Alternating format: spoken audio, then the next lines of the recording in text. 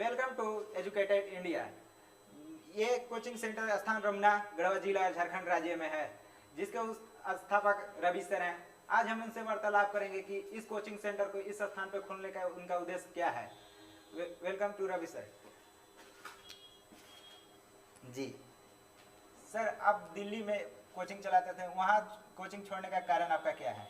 देखिए, एक्चुअल में मैं दिल्ली जो है क्यों छोड़ा, इसके पीछे मेन रीज़न है कि पहली बात तो एक फैमिली मतलब कंडीशन मेरा ख़राब हो गया। जैसा मैं एक वीडियो में मैं पहले बताया था कि जो हमारे घर में जो है मतलब पापा जी अचानक जो है मतलब कुछ घटना हुआ और हार्ट अटैक से उनकी जो है मृत्यु हो गया, देहांत हो गया, जिसकी वजह से ना घर में बहुत ही कंडीशन ख़राब हो गई। मुझे दिल्ली में 3 ब्रांच थे, एजुकेटेड इंडिया जो है 3 ब्रांच थे ऑफलाइन, और बहुत अच्छे पैसे भी आते थे, सब कुछ सही कंडीशन था। लेकिन एक्चुअल में जब कंडीशन खराब हुआ, पापा का सपना था कि जो मतलब अपने एरिया में ही रहकर एजुकेशन को बढ़ावा दो, तो मैंने सोचा कि देखो अब तो वो रहे नहीं। एक्चुअल में उनका जो सपना था वो भी मैंने पूरा नहीं किया। तो दिल्ली छोड़ने का मेन रीजन था कि अपने एरिया में शिक्षा में विकास करना, यानी मैं चाहता हूँ कि अपने एरिया में एक एजुकेशन में रेवोल्यूशन ला दूँ, एक क्रांति ला दूँ। क्योंकि गांव के बच्चों में एक जुनून होता है, उनमें पढ़ने की एक तमन्ना होता है, लेकिन वो जो ना उन्हें मिल नहीं पाता, और मैं चाहता हूं कि वो मैं उन्हें प्रोवाइड करें, कम पैसों पर हर फैसिलिटी दें। सर, आपने यहाँ पे खोला है स्मार्ट क्लास, लाइब्रेरी, सारा व्यवस्था दिया हुआ है, तो इससे आपका क्या फायदा होगा? देखिए, एक्चुअल में मैं अपने फायदा के लिए यहाँ पे नहीं आया हूँ। फायदा तो चाहता तो मैं दिल्ली में ही रहता, क्योंकि 3 ब्रांच थे, और दिल्ली में मैं यदि रहता तो 70-80 हज़ार रुपये आराम से आते। मैं फायदे के लिए यहाँ बिल्कुल ही नहीं आया हूँ। मेरा फायदा कब होगा, जब यहाँ के बच्चे जब स्टडी करेंगे, अध्ययन करेंगे और अपना लाइफ में सक्सेस होंगे, वही मेरे लिए फायदा है। और मैं चाहता हूँ कि यहाँ के बच्चे जो है अपने एजुकेशन के दम पर अपने लक्ष्य को प्राप्त करें, और इसके लिए उनका मार्गदर्शन मैं करूँगा। वो चाहे स्टडी में किसी प्रकार की दिक्कत हो, उसको मैं पूरा करूंगा। जैसे कि मैंने आपने देखा है, सामने देख रहे हैं कि ये स्मार्ट बोर्ड लगे हुए हैं। ये स्मार्ट बोर्ड जो है कितने पैसे का आप समझ सकते हैं, थोड़ा महंगा चीजें हैं, जो कि गांव में एक मतलब सोचना भी मुश्किल हो जाता है। बड़े बड़े कोचिंग जो देखते होंगे गाँव में नहीं आते, क्योंकि उनको फायदा नहीं होता। मैं फायदा के लिए नहीं आया। आप जो कैमरा देख रहे हैं, ये भी बहुत महंगा कैमरा है, यानी कि टोटल 4 लाख रुपए से ऊपर मैं एक छोटे से गांव में इन्वेस्ट किया, ताकि यहाँ पर मैं पैसे ज्यादा कमा सकूं। ऐसा नहीं, क्योंकि यहाँ पर 200-300 रुपए पैसे देते हैं पर मंथ। समझ सकते हैं कि ये कोई बड़ी रकम नहीं होती। तो मेरा उद्देश्य पैसे कमाना नहीं है, पैसे तो बहुत कमाया जा सकता है, लेकिन जो बच्चों को मार्गदर्शन करके उन्हें जो लक्ष्य को हासिल कराना है, ये मेरा लक्ष्य है, ताकि वे जो अपने जीवन में खुशहाली पूर्वक रह सके। और जो बाकी रहा ऐप की बात, तो ऐप में बनवाया ऐसे हूँ कि यदि शहरी बच्चे हैं, क्योंकि बहुत सारे बच्चे दिल्ली में हमसे पढ़ते हैं, लगभग 10,000 से ऊपर बच्चे को मैं पढ़ा चुका हूँ, तो 10,000 बच्चे हमें खोजते हैं सर कहाँ चले गए। तो ऐसे केस में उनके लिए भी मैं ऐप की व्यवस्था ला दिया हूँ, ताकि एजुकेटेड इंडिया ऐप पर वे भी चाहें तो ऐप डाउनलोड करके बहुत कम पैसों में जो है अपना मतलब कोर्स कर सके, घर बैठे वो तैयारी कर सके, उन्हें कोई प्रकार का प्रॉब्लम ना हो। सर, आपने यहाँ पे एजुकेटेड कोचिंग सेंटर खोला है, जो कि इंग्लिश का भी व्यवस्था है। ग्रामीण क्षेत्र के बच्चे लोग इंग्लिश में उतना रुचि नहीं रखते हैं, उनके बारे में आप क्या कहना चाहेंगे इस पे?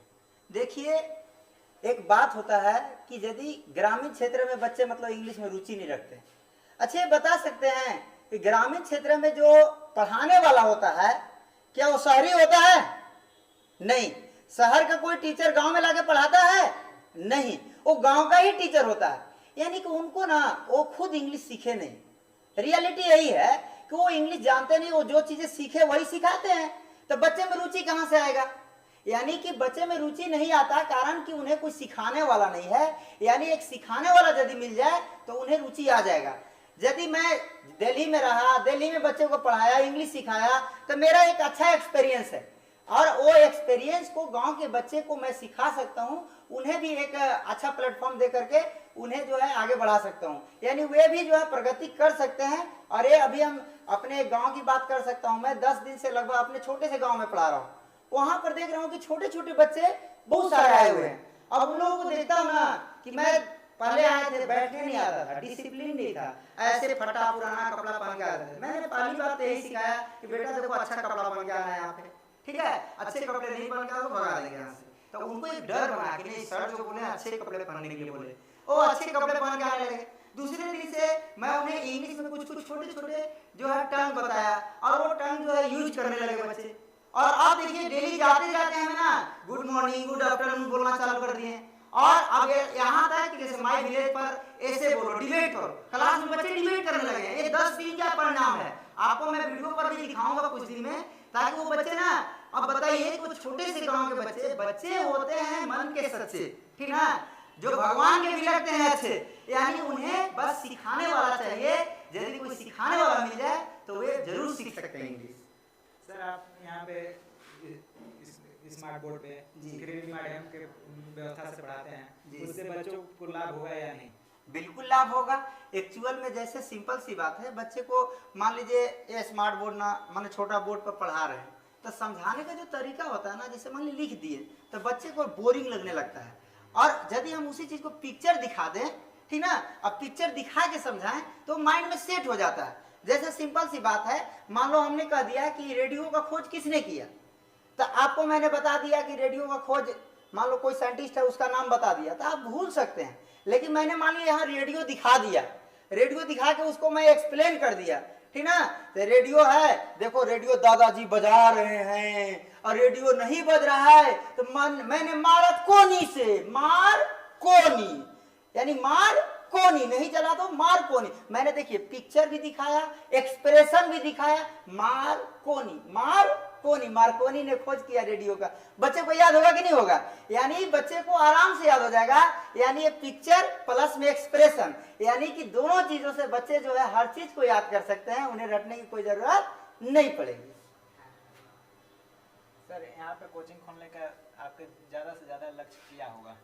मेरा ज्यादा से ज्यादा लक्ष्य है कि अच्छा रिजल्ट और बच्चों का विकास, सिर्फ ये नहीं कि परसेंट अच्छा लाए। मेरा लक्ष्य ये है कि बच्चे अपने लाइफ में सक्सेस हो जाएं, यही मेरा ज्यादा लक्ष्य है। पैसे कमाना बिल्कुल ही लक्ष्य नहीं है। बस एक होता है कि रोजी रोटी तो सबका होता है, ताकि मतलब हमारा भी पेट चल सके। ऐसा नहीं कि मेरा ही पेट ना चले तो फिर मैं कैसे आगे बढ़ूंगा। तो बस यही लक्ष्य है। और दूसरी बात है कि ऑनलाइन माध्यम से मैं जो है हर जगह के बच्चों को पढ़ा सकता हूँ और हर जगह के बच्चों को शिक्षा दे सकता हूँ। और ऐसा नहीं है कि मैं गाँव में हूँ तो मेरा ज्ञान खत्म हो गया, क्योंकि मेरा एक्सपीरियंस जो है आपको डाल्टनगंज शहर से लेकर के रांची शहर, पटना शहर, दिल्ली, यहाँ तक कि मैं जो है मतलब फॉरेन एजुकेशन भी कुछ स्टडी किया हूँ, जैसे ब्रिटेन वगैरह का। यानी कि हर प्रकार के नॉलेज है।